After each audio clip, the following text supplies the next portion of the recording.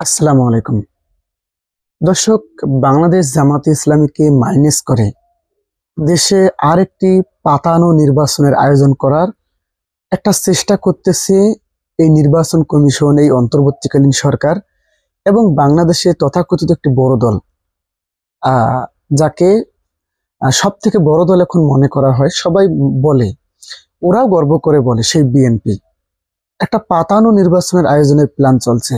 আপনার মাথা ঘুরে যাবে যদি আপনি শোনেন আসলে কি হচ্ছে।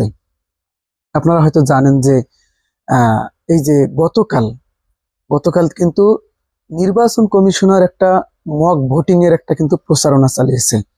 মানে ভোট কিভাবে হবে, কি করা যায় না যায়, ভোটে কি সমস্যা হতে পারে, ভোট হলে কি হবে, মানে কোন কোন বিষয়গুলোতে প্রবলেম হবে, এটা কিন্তু তারা দেখিয়েছে। মানে ভোট একটা নিয়েছে, তারা আসলে অভিজ্ঞতা তাদের যাচাই করতে চায়। তো মক ভোটিং যে হয়েছে রাজধানীতে, কিন্তু আগারগাঁও একটি আহ, স্থানে মক ভোটিং হয়েছে। তো সেখানে দেখা গেছে, মজার বিষয় আছে কিন্তু, একটা পাতানো নির্বাচনের যে আয়োজন করার চক্রান্ত হচ্ছে তার প্রমাণ হাতে নাতে ধরা পাওয়া গেছে। এই যে মক ভোটিং হয়েছে, আপনারা হয়তো জানেন না, সেই মক ভোটিংটা শুরু হয়েছে 8টা থেকে এবং শেষ হয়েছে 12টায় গিয়ে। 8টা থেকে 12টা পর্যন্ত ভোট চলে সেখানে। আশ্চর্যজনক ব্যাপার কিন্তু। তো 8টা থেকে 12টা, 8, 9, 10, 11, 12, তার মানে ভোট হয়েছে 5 ঘন্টা। মাথায় নেন কিন্তু, 8টা থেকে 12টা 5 ঘন্টা ভোট হয়েছে মক ভোটিং। এখন এই 5 ঘন্টায় ভোট দিয়েছে কতজন জানেন? মাত্র 510 জন। আপনি একটু প্ল্যান করেন, একটু ভাবেন যে এভাবে যদি 5 ঘন্টায় 510 জন ভোট দেয় তাহলে জাতীয় নির্বাচন কি সম্ভব? এটা একটা পাতানো নির্বাচন কেন জানেন? কারণ আছে কিন্তু। এই যে 2টা করে ভোট, আপনারা হয়তো অবগত আছেন। এক জাতীয় নির্বাচনের, মানে আপনি কাকে সরকার হিসাবে দেখতেছেন, কাকে এমপি মন্ত্রী তৈরি করতে চান, সেই জাতীয় নির্বাচনের একটা ভোট একজন ব্যক্তিকে দিতে হচ্ছে, প্লাস গণভোট দিতে হচ্ছে। তার মানে একজন ব্যক্তিকে 2টা করে ভোট দিতে হচ্ছে। আর এই 2টা করে ভোট দিতে গিয়েই 5 ঘন্টায় মাত্র 510 জন মানুষ ভোট দিতে পেরেছে। তাহলে আপনি একটু ভেবে দেখেন, এইটা নির্বাচন কমিশনারের তৈরি করা একটা নাটকের মতো মক ভোটিং। কিন্তু বাস্তবে ফেব্রুয়ারি মাসে, 26 সালের ফেব্রুয়ারি মাসে যে জাতীয় নির্বাচনটা হবে, সেই নির্বাচনে তো আর নির্বাচন কমিশনারের মানে নির্বাচন যারা ইসি, তো আর নাটকের মতো তার ভোট হবে না। সেইখানে মানুষের ব্যস্ততা থাকবে। তো সেই ব্যস্ততায় তারা এসে এতক্ষণ লাইনে দাঁড়িয়ে এত সময় নিয়ে ভোট দেবে, 2টা ভোট। এটা আসলে বাংলাদেশের মানুষ, সাধারণ মানুষরা বিশেষ করে, এরা ভোট দিতে পারবে না। ভোট দিতে এসে যখন দেখবে যে এত সময় লাগতেছে, তখন কিন্তু তারা বাসায় চলে যাবে। এটা কিন্তু ভয়ঙ্কর প্ল্যান। এজন্যই কিন্তু বাংলাদেশ জামাতে ইসলামী শুরু থেকেই দাবি করে আসতেছিল যে না, জাতীয় নির্বাচনের আগে গণভোট দিতে হবে। গণভোট জাতীয় নির্বাচনের আগে দিলে কিন্তু এই সমস্যাটা হবে না। যেখানে নির্বাচন কমিশন এই যে মক ভোটিং করে দেখানোর কি চেষ্টা করেছে জানেন? মানে হাইলাইটস করেছে যে নির্বাচন কমিশন এই নির্বাচনটা সুষ্ঠুভাবে করতে পারবে, কোনো রকম ঝামেলা হবে না, কোনো রকম ঝড় ঝামেলা ছাড়াই তারা নির্বাচনটা করতে পারবে। কিন্তু সমস্যা হবে কি, তারা এটা দেশবাসীকে দেখাচ্ছে, বিভিন্ন রাজনৈতিক দলগুলোকে ট্যাবলেট খাওয়াচ্ছে যে আমরা অনেক ব্যাপক প্রস্তুতি নিচ্ছি। এই যে আমরা মক ভোটিং এর আয়োজন করলাম, আমাদের প্রস্তুতির অংশ হিসাবে আমরা দেখতেছি আমাদের কোথায় কোনো সমস্যা আছে কিনা। এটা কিন্তু তাদের একটা প্ল্যান করে কিন্তু সাধারণ মানুষকে বোঝাচ্ছে যে নির্বাচন কমিশন তো ভালো, আগে থেকে অনেক প্রস্তুতি নিচ্ছে। কিন্তু বাস্তবে 5 ঘন্টায় মাত্র 510 জন ভোটার ভোট দিয়েছেন সেখানে। তো 510 জনকে যদি ভোট দিতে 5 ঘন্টা লাগে, তাহলে আপনি একটু ভেবে দেখেন তো আপনার এলাকায় কত মানুষ আছে, কতজন ভোটার আছে।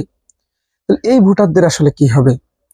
তাও আবার এটা নাটক তৈরি করা মক ভোটিং, কিন্তু সেখানে বাস্তবে কেউ আসলে সেখানে অনেক ঝামেলা হলে এরা সামাল দিতে পারবে না।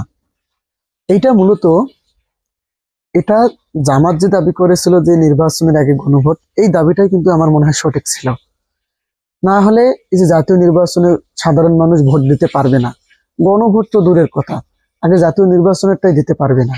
কারণ একজন মানুষ যখন ভোট কেন্দ্রে প্রবেশ করবে অনেক সময় থাকবে, 2টা ভোট, অনেক সময় ওনাকে নিতে হবে। 2টা ব্যালটে ভোট দিতে হবে, একটা জাতীয় নির্বাচনের ব্যালটে ভোট দিতে হবে, আর একটা গণভোটের ব্যালটে ভোট দিতে হবে, তো সেক্ষেত্রে অনেক সময় কিন্তু দেখা যায়।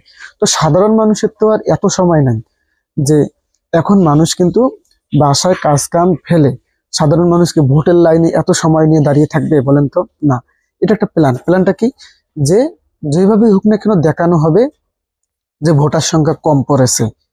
ভোটার সংখ্যা কম পড়লে কি হবে, মানুষ মনে করবে না এই দল চলে না, আওয়ামী লীগকে আবার ফিরিয়ে আনতে হবে।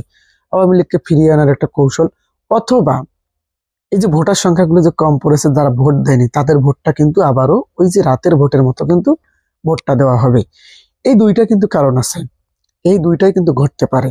তা না হলে একই দিনে জাতীয় নির্বাচন এবং গণভোট হওয়া মানে নির্বাচনটাকে বাধাগ্রস্ত করা কখনোই সম্ভব?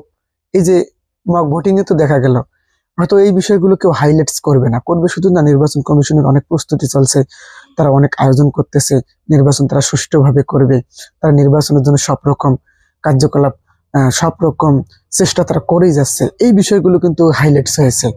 কিন্তু মূলত দেখা যাচ্ছে যে 8টা থেকে 12টা পর্যন্ত ভোট গ্রহণ চলেছে, সেখানে মাত্র 510 জন ভোট দিয়েছে। এভাবে যদি জাতীয় নির্বাচনে এবং গণভোট এবং জাতীয় নির্বাচন একই সঙ্গে হয় তাহলে নির্বাচন সম্ভব না। এখানে মূলত টার্গেট হবে জামাতকে মাইনাস করে যেভাবে হোক না কেন, বিএনপিকে বলেন না কেন আর যাকেই বলেন না কেন ক্ষমতায় কিন্তু তাদেরকে বসিয়ে দেওয়া হবে। এজন্য কাজ করছে কিন্তু জামাত, যেটা বরাবরই অভিযোগ করে যে এই অন্তর্বর্তীকালীন সরকারের উপদেষ্টা, এই যে জামাত 5জন উপদেষ্টার কথা বলে না, এই 5জন উপদেষ্টার মধ্যে আমি তো অনেকবারই বলেছি যে এদের মধ্যে সর্বপ্রথম এবং সব থেকে যিনি একেবারে সরাসরি এই বিষয়ে নাক গলাচ্ছেন, এই বিষয়ে কাজ করছেন, তিনি হইতেছেন ডক্টর আসিফ নজরুল, আইন উপদেষ্টা।